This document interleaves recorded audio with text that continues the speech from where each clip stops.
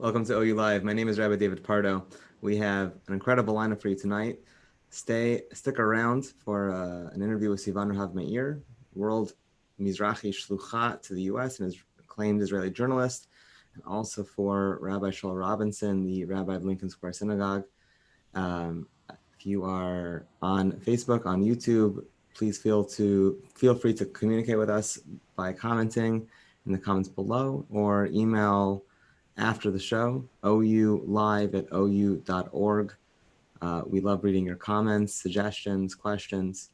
In the meantime, it's my distinct honor and privilege to introduce our next guest, Dr. Eldad Hod. He is the tenured professor of pathology and cell biology and director of the Center for Advanced Laboratory Medicine at Columbia University Medical Center of New York Presbyterian Hospital. Doctor. Thank you for having me, and thank you for giving me the opportunity to share what we're doing.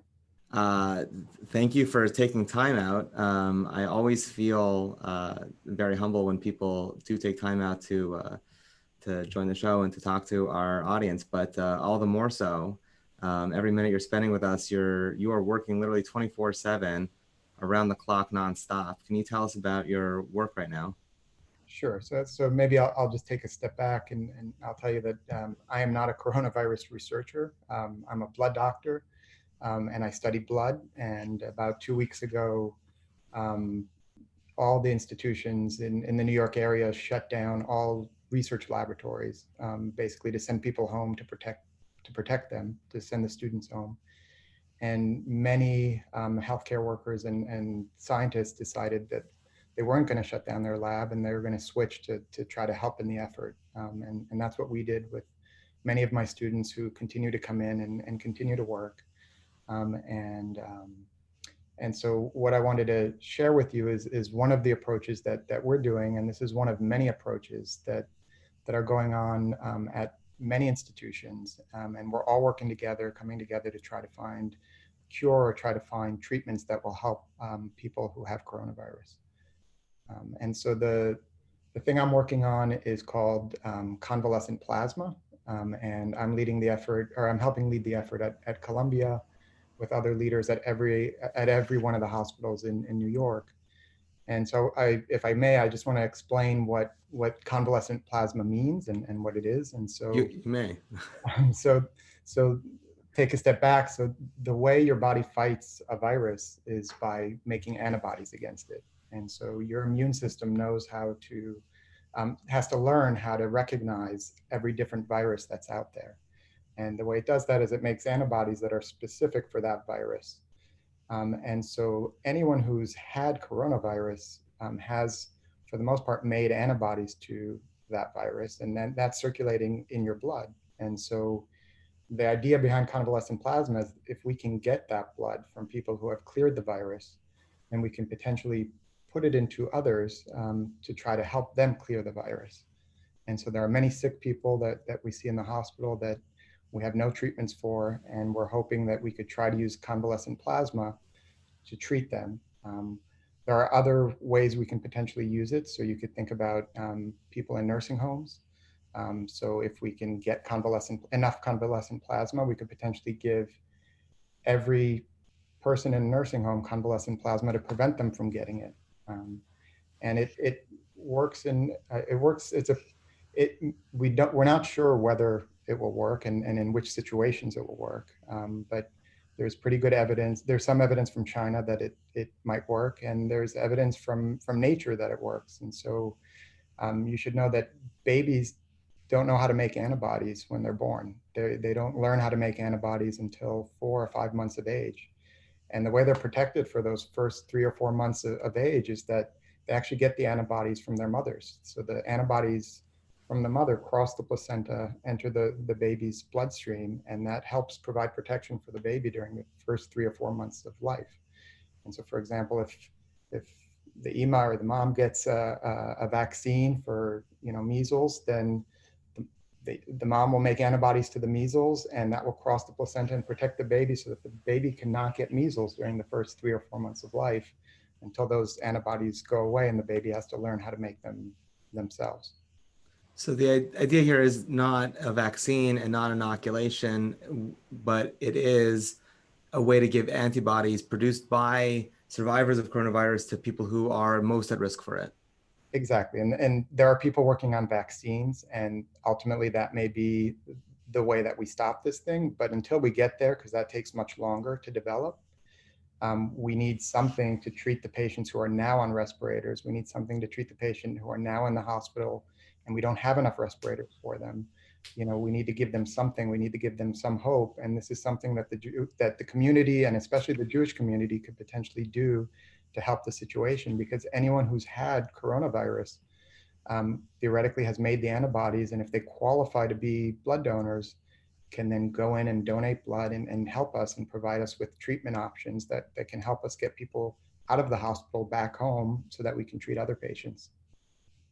Um, that's astounding. So if someone listening had corona, but how sure do you have to be that you had corona? Because especially till recently with the testing, it hasn't been so clear. Maybe I just had the flu, I etc. know this is a big problem. The testing is a big problem, and we're working on that too. I have another another team working on. So in order to make this work, we need to know who has antibodies and who doesn't. And so currently there is no FDA approved test for that. We're working around the clock on that. And I'm collecting blood from people to test so that we can validate those assays so that we know who has antibodies and who doesn't, and then who has the right type of antibodies for this type of treatment. And that's a more complicated test. And so the FDA is regulating this, and the FDA just came out with guidance today to tell us how this should be done. And we're having another larger meeting tomorrow to figure out exactly how this is going to work. But it sounds like what they're going to demand is that, and this is for safety reasons, is that it's going to be at least initially, it's anyone with a confirmed diagnosis via a nose swab. And then they have to be symptom free for 14 days. And then they could sign up to be screened to see if they have the right antibodies. And so first there'll be a screening event, which we still have to figure out where that's going to happen. Is it going to be Hatzalah ambulances going out to the community to screen people, or is it going to be in clinics throughout the New York area? So where are we going to screen people to be potential donors? So that's another logistical hurdle for us. And then I need to do the testing to make sure their antibodies are the right kind of antibodies. And then we need to call them in to donate blood at the New York Blood Center, who have the right license to prepare the blood to send to the various hospitals. In the meantime, we also have to coordinate the different trials that we're going to use this for. So there's what are called like I said before, there are multiple indications. So you could use it in a nursing home. You can use it for healthcare workers who are out on the front lines getting exposed every day. So let's give each healthcare worker a shot of this to protect them. Let's give this to the people who are in the hospital but don't need a respirator now and see if it prevents them from needing a respirator. Or ultimately, someone is really sick. We don't know what to do anymore. We have no other treatment. They're on a ventilator and they're really not doing well. Let's give them a shot and see if it can save their lives. That's quite overwhelming. So what I was asking before, if someone's watching right now and did recover, and let's say they got a nose swab and they know it's corona, where do they go? So at the moment, I can't share that information because we haven't built that infrastructure yet. That's the problem. We've been working on this for, less than 2 weeks, and these kinds of trials and these kinds of studies and bringing the infrastructure together to do this would take us 2 years, 3 years. If, it takes us 2, 3 years to build a real trial. And so doing this in the span of a week or two, when all the healthcare system is focused on, finding respirators and taking care of patients, it's quite challenging, but we're doing the best we can, and that's why we're working. And it's not just me. I have to admit, I have multiple colleagues across all the institutions in New York that are all working together, and it's not just New York. It's also, I'm talking to people at Hopkins and in Houston. It's really an amazing. I mean, it's a horribly amazing time. Let's put it that way. But it's the way people are coming together is really inspiring. Incredibly impressive. So there's so we'll keep our eyes and ears open for when the infrastructure is built. And you're working around the clock. What how do you push yourself to do that? So 4 of my students are from Italy, and when the Italian news started hitting, and their parents are at home, it really hit home, and they would come into work every day and cry, and we, it's scary, and it's real, and everyone is scared, and this was my training, and this is what I was meant to do, and so I'm not gonna stop, until we find something. Inspiring. Thank you, Dr. Ho. Thank you for your time. Thank you for sharing with us and for raising our awareness. And also thank you for what you're doing. And please, as soon as we have the infrastructure and we have something somewhere for you to go, we will share it with the community, and please volunteer, but don't be disappointed if you don't get called right away, because again, it's challenging, and we have limited staff and limited resources, and so we're doing the best we can. God willing, you'll have everything you need to complete the work. Thank you so much. Okay, have a easy rest of the day, and success, atzlacha. Thank you for the opportunity.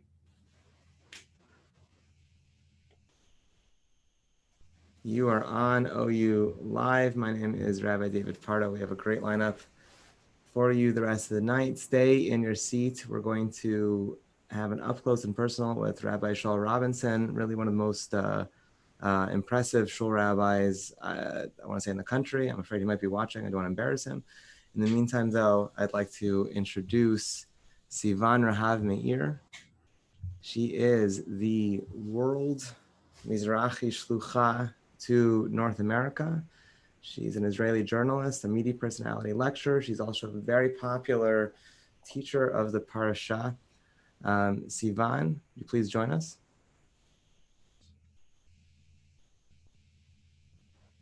You just turn on your video and your mic.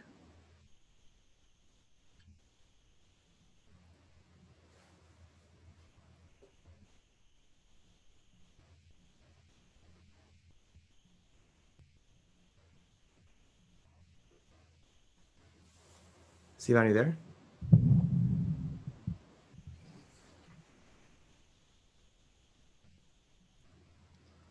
Hi, Sivan. How you doing?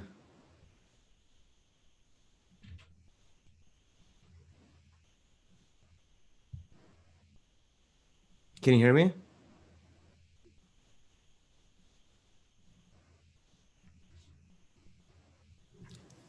Can you hear me?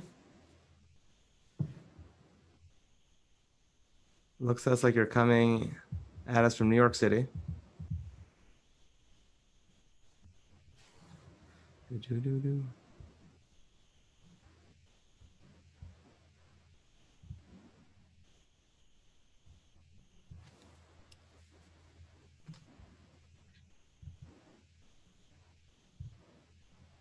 you hear me? Yeah, now I can. Yeah. Okay, it's hard. I can't hear you. Maybe send me a link, okay, on WhatsApp where I can join, and see everything, and that way I will be able to hear you. Because right now, I see you, but I can't hear.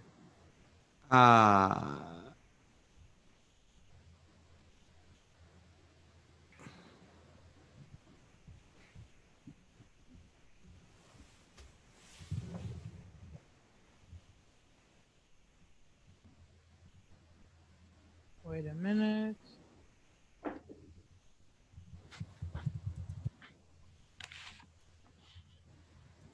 I'll try maybe from the smartphone. Maybe here it will be better.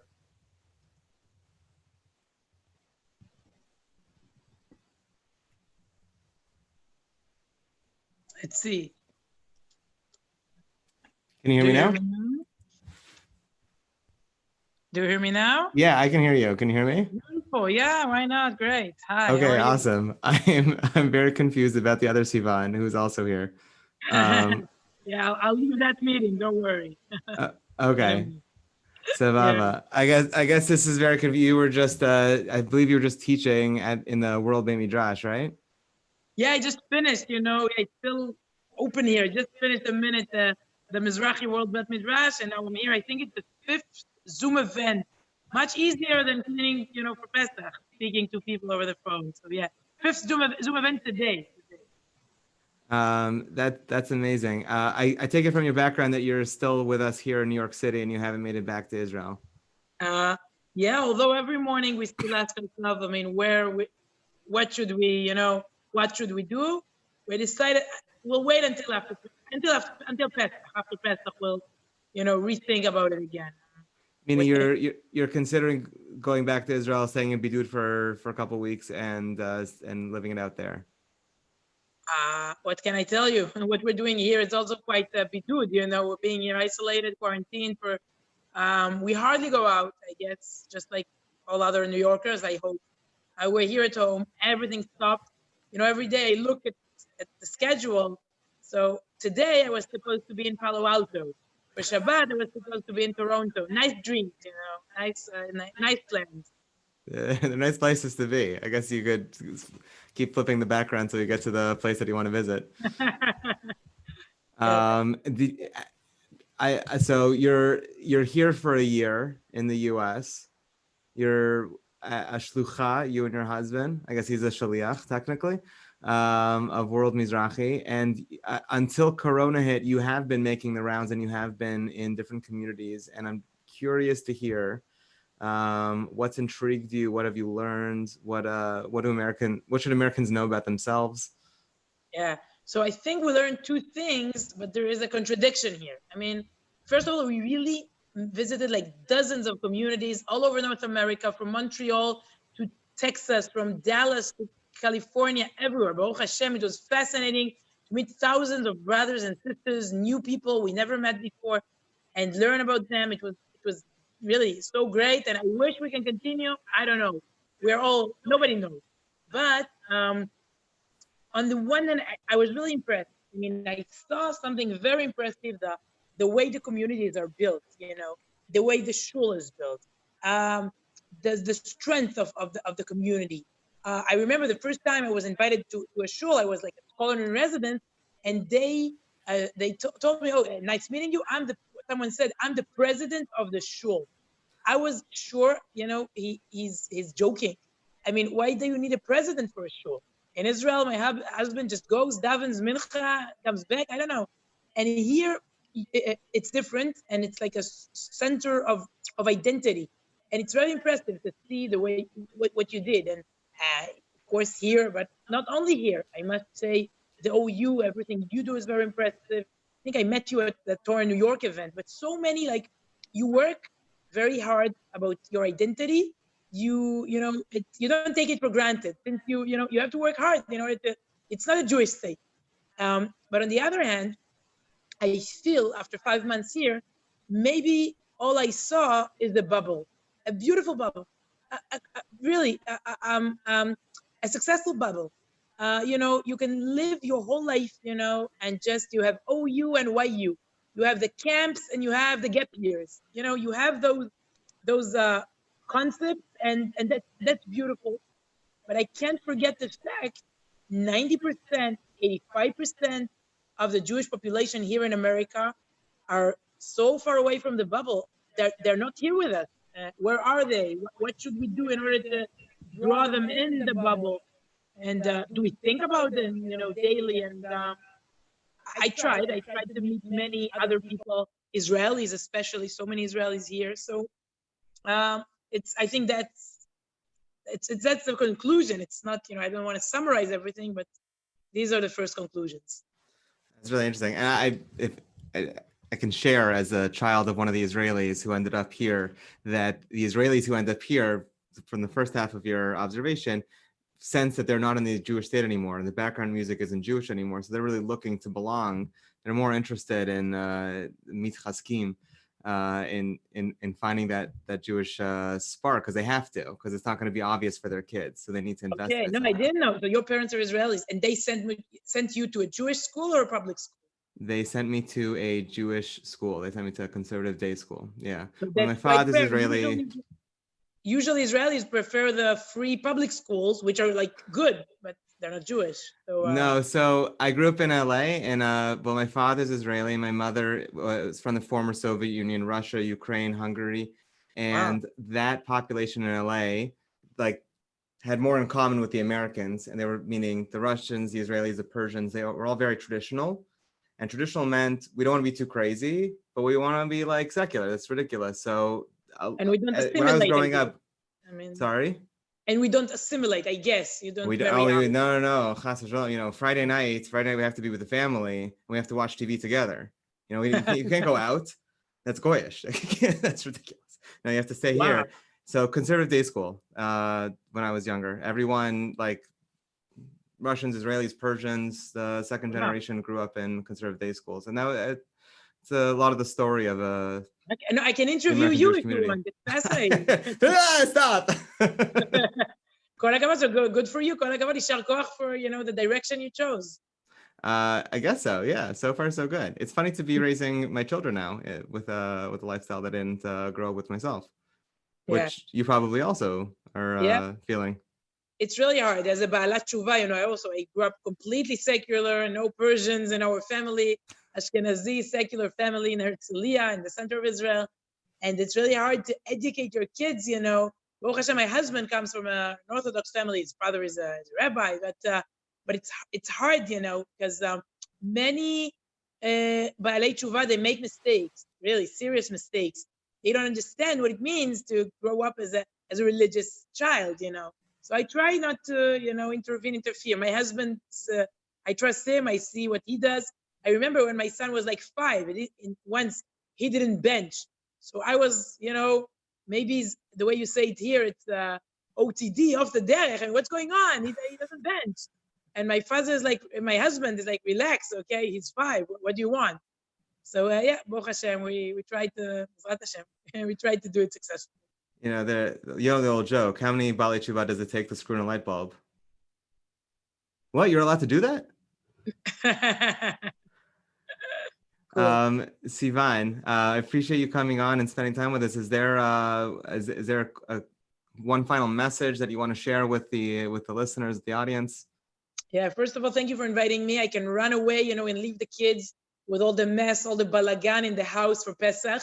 That's something we really didn't plan, you know, to do Pesach all by ourselves in New York. I mean, that's really quite a challenge. I'm not complaining. I mean, other people are facing harder challenges, but so thank you for inviting me. You know, I have to have a break. All those Zoom shiurim are my breaks during the day. Seriously, and it was fun discussing other issues with you, you know, the Israelis and the LA. Since I think we're focused on the coronavirus, we talk about it all day. Think about it. I don't know, when was the last time the whole world spoke about the same thing for like a month? I think never, like in our history. The Mabul. We didn't have such a media, so we couldn't all discuss the same thing.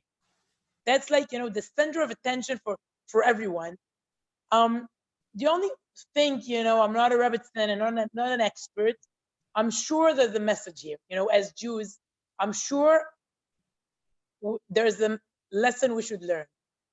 Now, what is the lesson? So many life lessons here, you know, to be more simple and humble, to focus on the house, on the family, to not to shop and buy and think the world, you know, belongs to us and we can do everything. Maybe it's a new version of Migdal Bavel, Babylon Tower, you know, of the mankind who tried to reach the top, to think we're not created in the image of God, B'Tselem Elokim.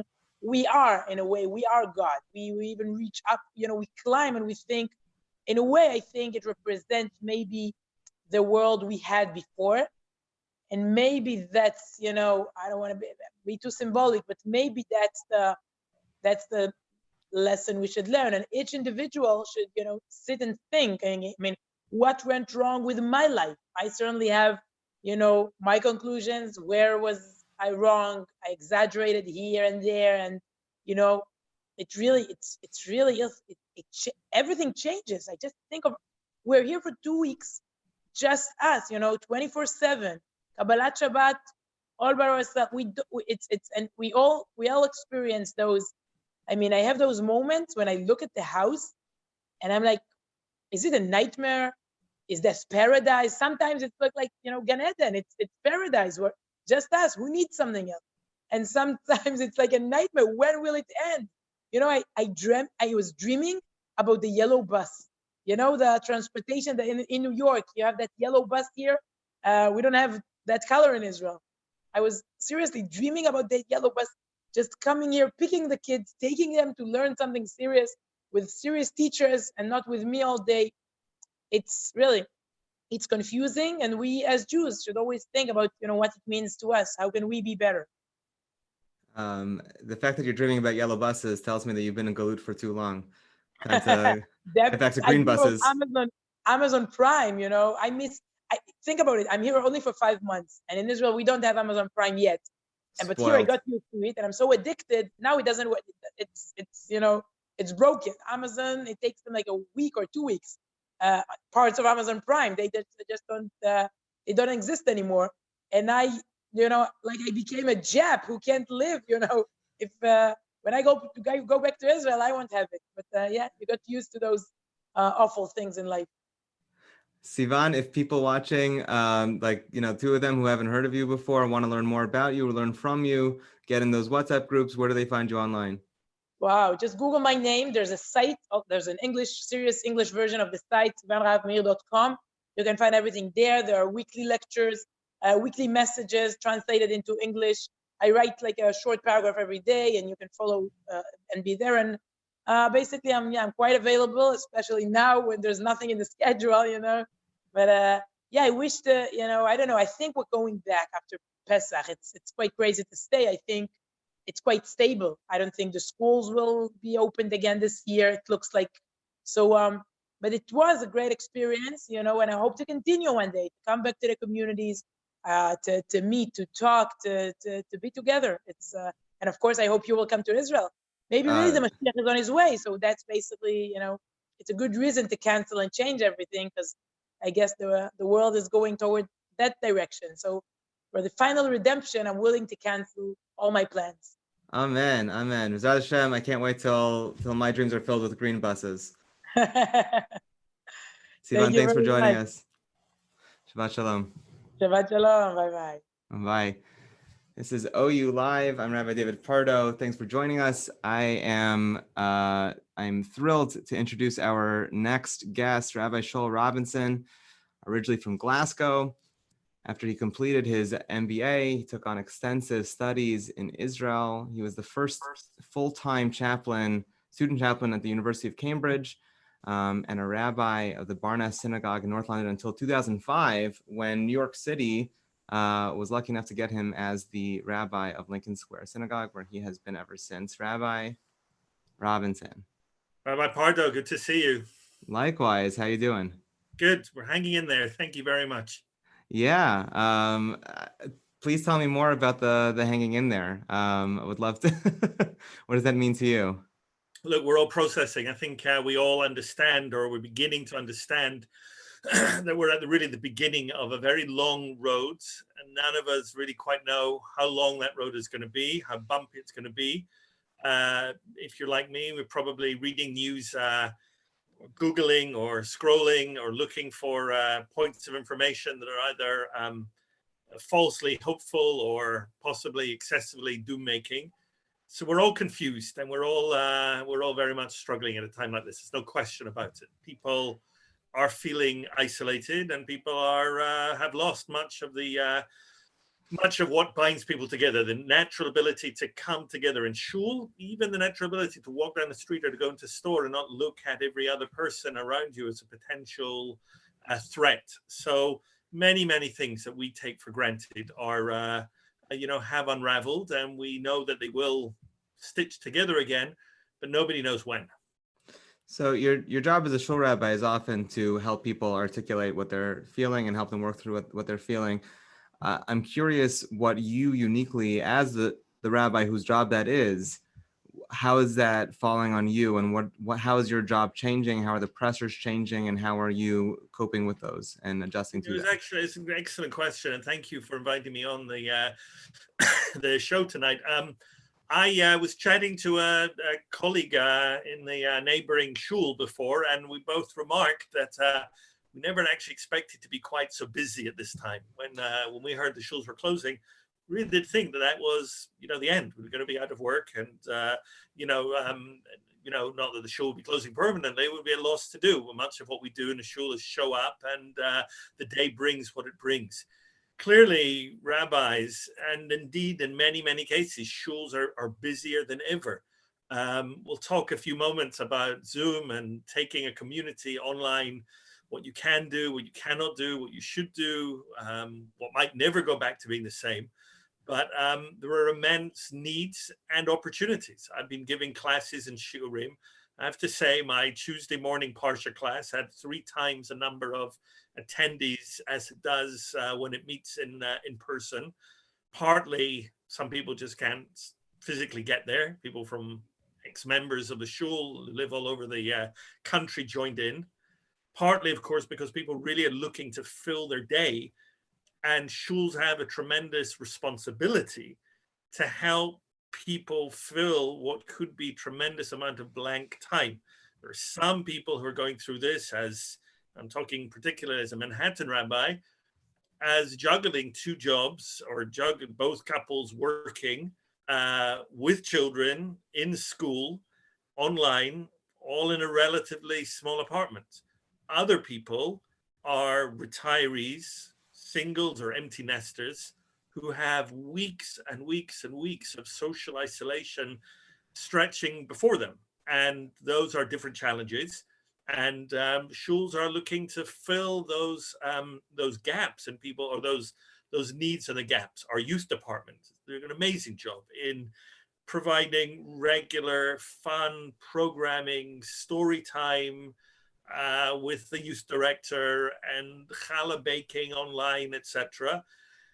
And the shul is working very, very hard on shiurim and classes. Lincoln Square Synagogue the other night had a town hall meeting. We just wanted to give people an opportunity, first of all, to hear about what was happening in the shul. This was last Wednesday night. So in other words, in coronavirus years, it was about 6 months ago. And hundreds of people joined the call and wanted to know and wanted to hear and wanted to be able to connect. This morning when I started my Parsha class, I typically always run a few minutes late before giving a shir. And while I was just putting the final preparations, I actually decided to leave everybody unmuted. And there were conversations going on. It was actually one of the nicest things that I'd heard in the longest time, people being able to speak to each other in a crowded environment, voices cutting across each other. It brought back some of the vibrancy of shul life that we all miss. So we're trying hard. We've taken an astonishing amount online. People really congratulate the Jewish educators, SAR and others, who've done an amazing job at taking an entire program, and now all schools, online. I don't think anybody would have credited the swiftness and the adaptability of Jewish educators.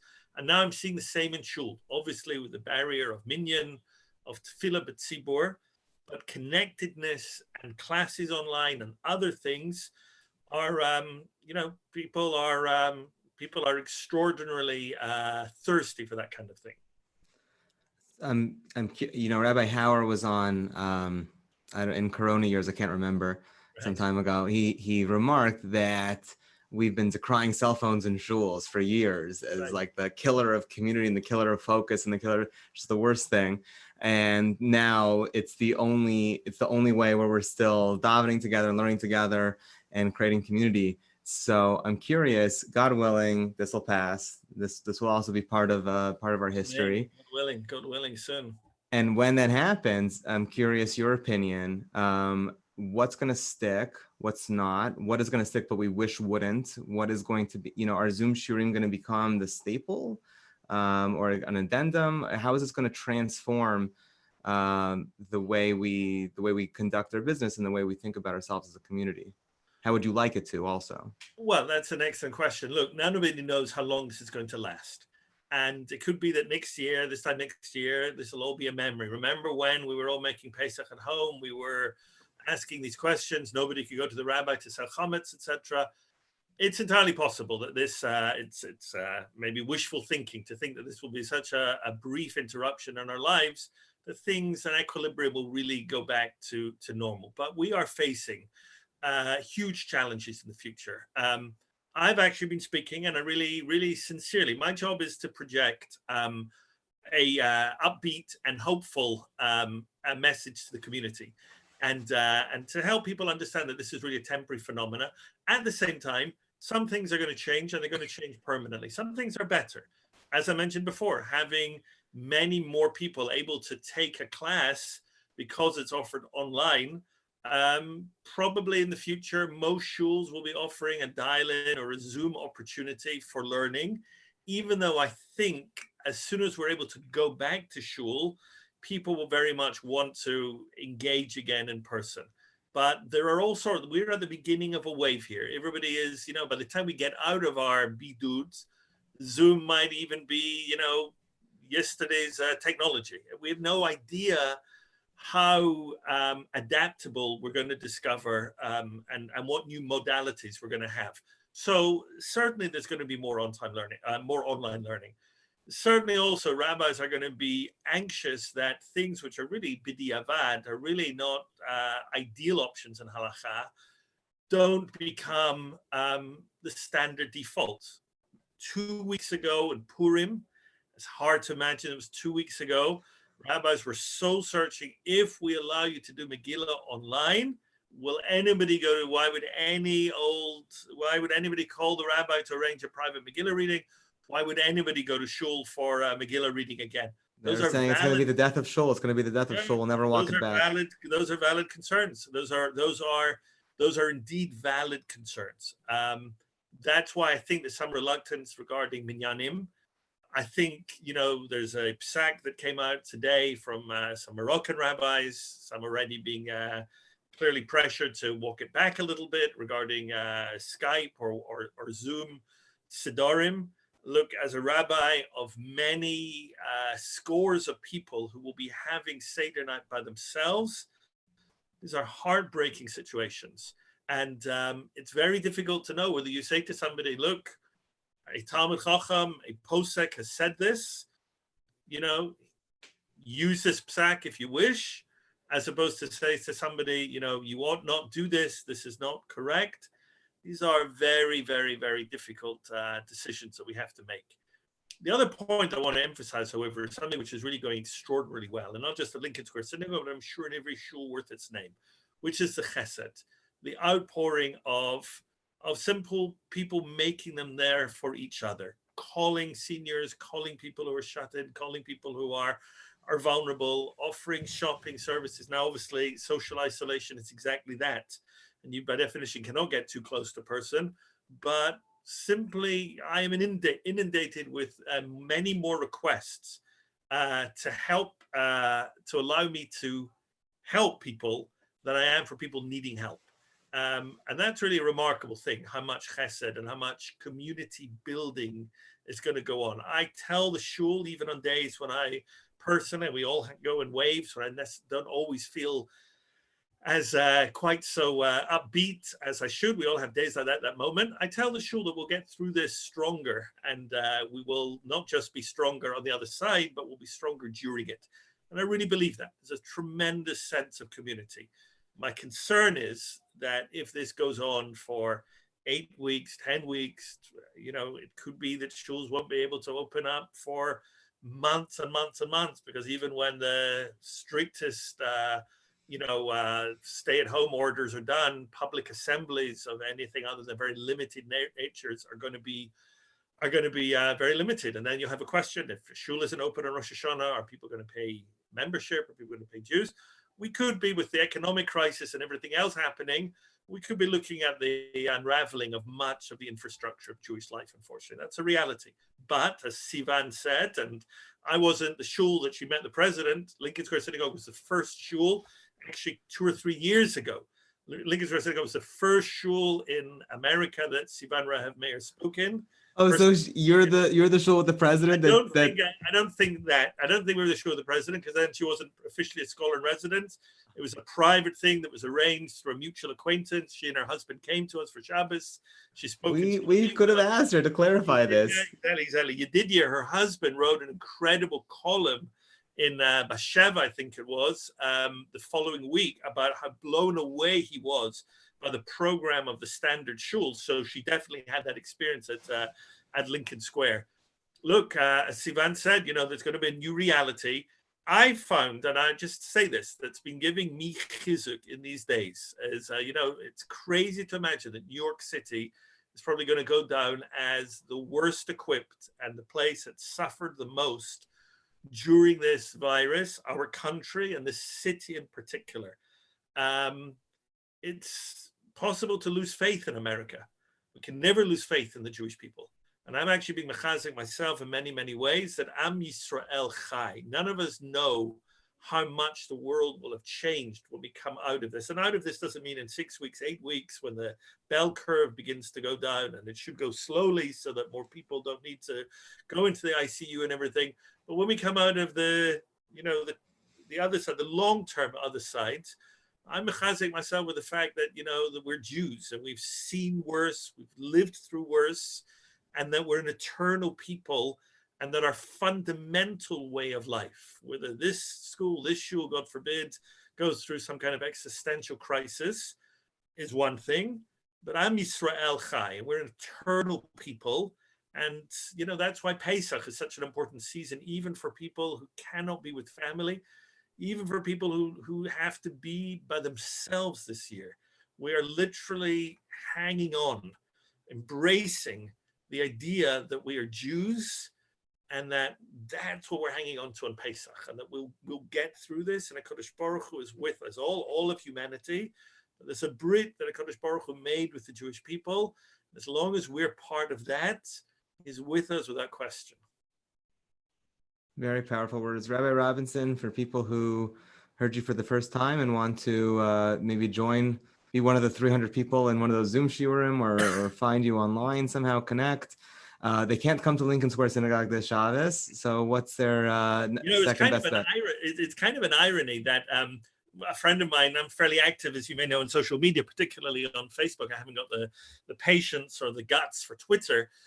But a friend of mine on Facebook pointed out the other day that, it used to be the rabbis were quote unquote competing with the rabbi down the block or the 3 or 4 shuls in walking distance. Now everybody is offering the Kabbalat Shabbat, musical Havdalah. Are you going to this chazan, that shul, this rabbi, whose Thursday night Parsha class are you going to, whose live Shabbos Hagadol Drosha you're tuning into? It's a changed reality. I'm very active on Facebook. Everybody is very welcome to follow me on my private, my personal page, Scholl Robinson on Facebook, and check out Lincoln Square Synagogue. We keep updating the website in terms of online classes that are going on. Thank you for the opportunity to give it a little bit of shout out. But I would really say that this is not a time for shul hopping, even virtual shul hopping. Embrace and strengthen your community. I'll tell you something. Your rabbi is also having a hard time. I appreciate it tremendously when people check in with me. I try and check in with many people as well. The rabbi appreciates it as well. So even if you can't see your rabbi, you can't go to your minyan, you can't go to your shul, stay close, stay strong, and let's all keep our shuls and our communities and the OU and all of the institutions really, really vibrant. Rabbi Robinson, beautiful words. Thank you for joining us. Thank you so much. Have a great night and Chag Sameach. Chag Sameach indeed, and good Chodesh. Amen. Good to you. Well, you heard it. We'll be back here, God willing, tomorrow night and the night after. We're here weeknights at 9 p.m. Drop us a line at oulive@ou.org. Hit like, hit subscribe. And your homework tonight, you heard it from the man himself, is to go check on your rabbi, check on someone who you're used to being taken care of by. Give the favor back. In the meantime, Rabbi David Pardo, this is OU Live.